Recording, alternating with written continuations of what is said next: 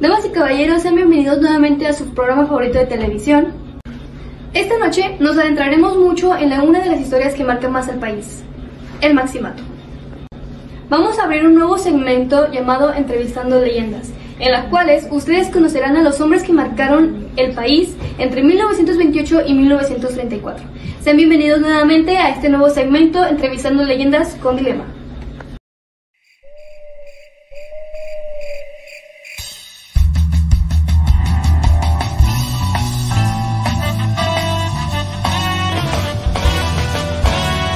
Para comenzar, empezaremos entrevistando a un hombre que, aunque no estaba en la silla presidencial, él se mantenía en el poder.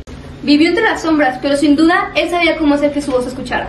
Damas y caballeros, esta noche conoceremos a Plutarco Elías Calles, que aunque no era el presidente oficial, él era el jefe. Bienvenido seas, Plutarco, es un placer tenerte con nosotros. Es un gusto de nosotros saber sobre tu temporada de gobierno, tu forma de gobierno y sobre ti. Para empezar, háblanos sobre ti.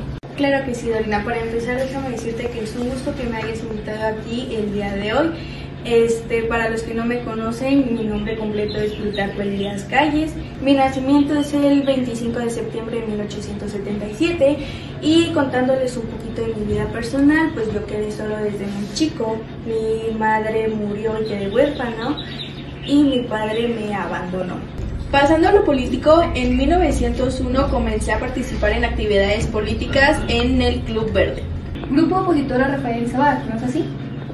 Pero fui derrotado por Adolfo de la Huerta para ser candidato a diputado. ¿Desde ahí comenzó tu participación? Sí, te diría que sí, sin embargo en 1913 comencé a liderar un contingente militar. Desde entonces comenzaste a demostrar tus habilidades como estratega y líder. Sí, así es, y de hecho eso fue lo que me ayudó a escalar rápidamente en la estructura del poder. Posteriormente a eso, entre los años 1915 y 1916, es que me otorgan el puesto de gobernador interino de Sonora. Gracias a eso fue que yo pude conseguir influencia política del lado norte del país. Sin embargo, no fue hasta el año 1924 que fue cuando yo llegué a la presidencia en México. Por el favoritismo que tenía Obregón contigo. Bueno, claro, yo era el candidato mejor preparado y más adecuado. Después del asesinato del presidente nuevamente electo Álvaro Obregón en 1928, ¿recuerdas? Yo no cedí ante la presión de mis seguidores para reelegirme en el periodo presidencial, así que se nombró como presidente al secretario de Gobernación Emilio Portes Gil. Asombroso, pero ¿por qué se le llamaba el Maximato? Durante todo ese periodo hasta 1934 fue que fui conocido como el jefe máximo de la revolución por los gobernadores posteriores a mi presidencia. Fui apodado así debido a mi influencia política mexicana post-revolucionaria. Nos encantó tenerte aquí con nosotros, fue un gusto haberte conocido. El gusto es mío, gracias por haberme invitado.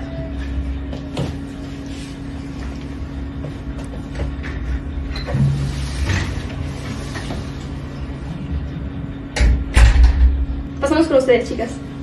Así es, a Plutarco se le conoció como el jefe máximo, aunque no estuviera literalmente de presidente. Manipuló las sesiones presidenciales de Emilio Portes Gil, Pascual Ortiz Rubio y Abelardo Rodríguez. Aunque se escuche malo, no lo fue de todo, tuvo sus pros y sus contras. Fue un periodo de crisis económica y política, pero también impulsó la industrialización y modernización de México. Calles fue el fundador del Partido Nacional Revolucionario, que después se transformaría en el Partido Revolucionario Internacional. Además promovió grandes avances económicos y sociales como el Banco de México y el Banco de Crédito Digital, promoviendo la industrialización y modernización de México, impulsando la construcción de carreteras, presas y sistemas de riego, facilitando así el desarrollo económico y la comunicación en el país. Se promulgó la primera Ley Federal del Trabajo, estableciendo derechos y regulaciones para los trabajadores mexicanos. Se promulgó la Ley de Tolerancia al Culto, más conocida actualmente como la Ley de Calles. Se restringía a las iglesias católicas a asistir a asuntos públicos. Aunque fue buena esta ley, provocó la Guerra Cristera, que duró aproximadamente 3 años, donde grupos religiosos se levantaron en armas contra el gobierno. Se vio envuelto en problemas políticos y crisis económica, en donde se centralizó el poder en Calles y en el Partido Nacional Revolucionario, con la finalidad de tener el control del Estado. Se dio un amplio margen de juego.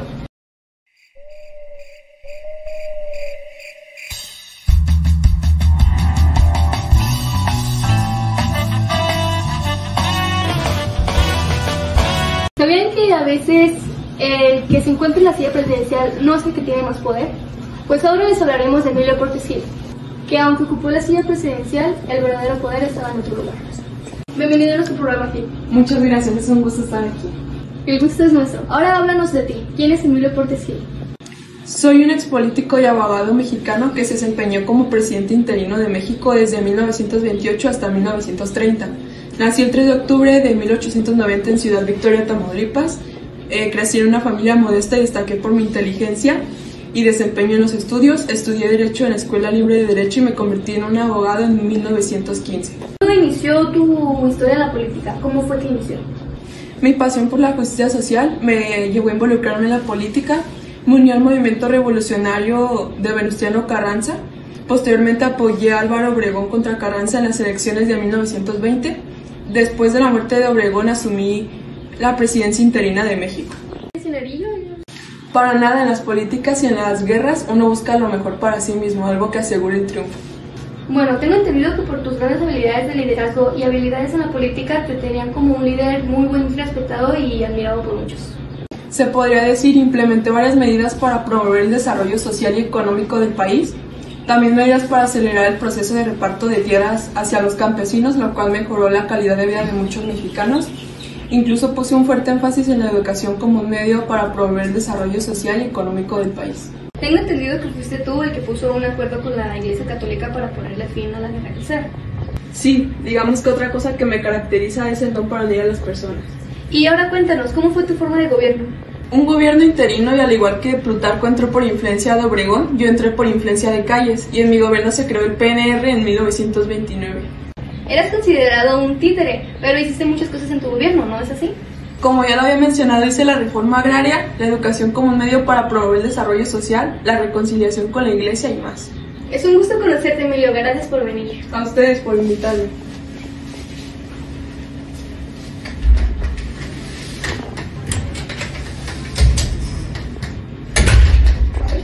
Bueno, pasamos nuevamente con ustedes, chicas.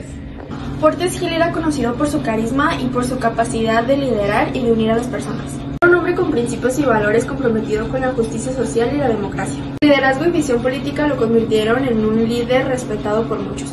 Y también como otros estados se levantaron en armas, tuvieron muchos conflictos con los obreros e inestabilidad política.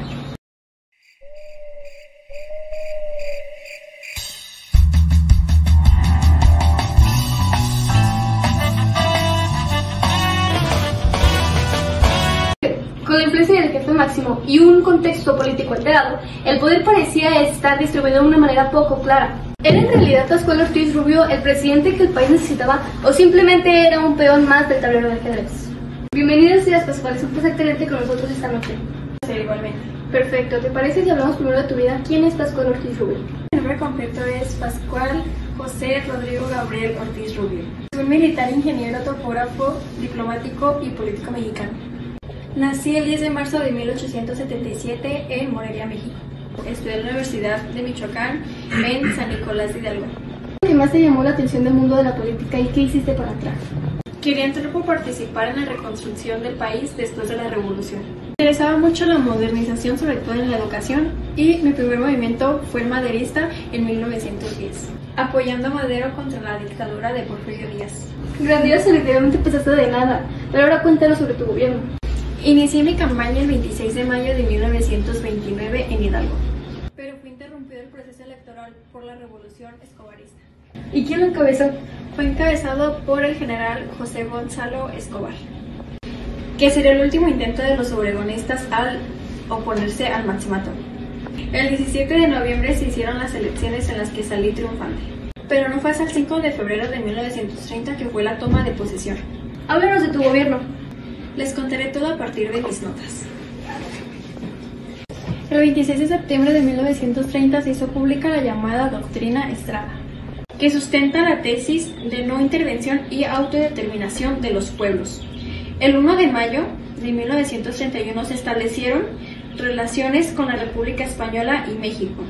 Ratifiqué la libertad de cultos, decreté la Ley Federal del Trabajo, dividí la península de Baja California en 2 territorios. Se incorporó el territorio de Quintana Roo y a Yucatán y Campeche. Inauguré la carretera México-Laredo, y amplié la red telefónica. Asimismo, declaré la separación de poderes en Colima, Durango, Guanajuato y Nayarit para solucionar problemas políticos en esas entidades.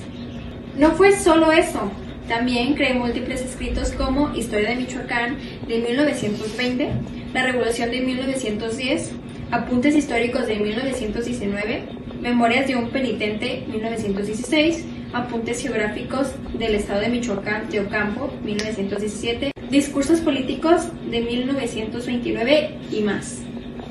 Pero terminé renunciando a la presidencia de México en 1932, debido a la excesiva interferencia de Plutarco. La situación se volvió insostenible para mí. Dejé el cargo con las manos limpias de sangre y dinero. ¡Ah, mierda! Después busqué distanciarme de la política autoritaria de Calles, para después pasar la presidencia a un nuevo candidato. Sí, así fue. El sucesor fue Abelardo Rodríguez.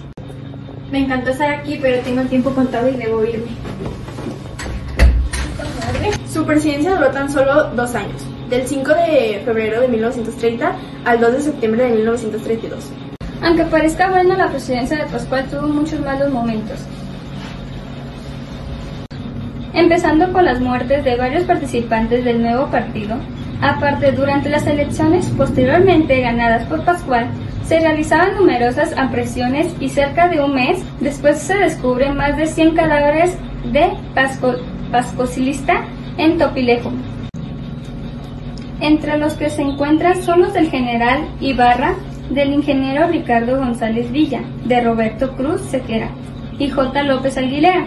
El ingeniero Victorio, presidente del partido antirreeleccionista, protesta por varios de sus miembros hallados muertos fueron sacados del cuartel del 51, regimiento al mando al Maximino Ávila Camacho.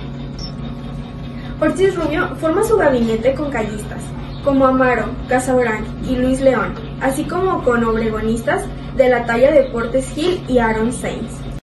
Durante menos de 2 años encabeza un gobierno débil, vacilante, reaccionario y represor del agrarismo. Esta situación de crisis se observa en el Congreso, en el gabinete y en el partido oficial. Para Lázaro Cárdenas lo que ocurre es que Calles no alcanza a disciplinar al grupo, que se considera presidenciable y que son los que hacen política debilitando al gobierno de Ortiz Rubio e infunden temor en Calles de supuestas traiciones. Pero los efectos negativos de la crisis del capitalismo norteamericano en 1929, que provocó a México la construcción económica, la devaluación de la moneda y el desempleo masivo, reduce más posibilidades de actuación del gobierno. En enero de 1932, Ortiz Rubio se ve obligado a solicitar al Congreso de Supervisión de Pagos de la Deuda Externa durante 2 años. El 20 de enero de 1932, Calles obliga a Ortiz Rubio a entregar las secretarías que desempeñan a Luis Montes de Oca. El 20 de enero de 1932, Calles obliga a Ortiz Rubio a entregar las secretarías que desempeñan Luis Montes de Oca, Genaro Estrada y Aarón Sae. La manifiesta subordinación de Ortiz Rubio a Calles provocó las burlas popular que la tacha de napolitano Por baboso. y hace mofa del mismo.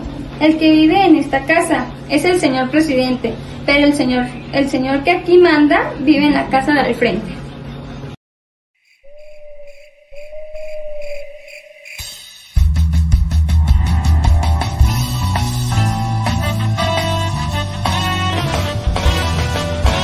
Y ahora vamos a hablar de un hombre que llegó al poder, no por su carisma ni por su ambición, sino por pura circunstancia política. Hablamos de Abelardo Rodríguez, el hombre que llegó a la presidencia en los primeros años 30. ¿Cómo llegó? Pues como muchos de sus predecesores, por mera capricho de las circunstancias de la Revolución Mexicana. Y sí, aquí estamos para recordarlo. Bienvenido, Abelardo, es un placer tenerte en nuestro programa. También es un gusto estar aquí y será como nosotros participantes o una entrevista normal. Es más, como podemos empezar hablando de ti, tu forma de gobierno y hacer unas actividades, o puede ser una entrevista normal. Me parece bien la idea de una entrevista normal. Para empezar, nací el 12 de mayo de 1889 en Las Guaymas, Sonora. El mandato presidencial fue a partir del 4 de septiembre de 1932 hasta el 20 de noviembre de 1934. No fue tanto tiempo de presidencia. ¿Y cómo fue que llegaste a la presidencia? Aparte fui seleccionado por decisión unánime después de que Pascual renunciara. Vengo de una familia pobre de Sonora, fui uno de los 10 hijos del excomerciante y después militar Nicolás Rodríguez. Residió en los Estados Unidos de América, donde ahí aprendí canto. Empecé cuando tenía 20 años como aprendiz de garrotero. Me casé en 1917 con Luisa Montijo y tuve mi primer hijo. Me separé 4 años después y me casé con Ea Tibera, mi segunda esposa. ¿Saben por qué me puse así de triste? Porque falleció después de haber perdido a nuestra hija prematura. Me casé por tercera vez, porque dicen que la tercera es la vencida, con Aida Sullivan, y con ella tuve 3 hijos. De tu segunda esposa.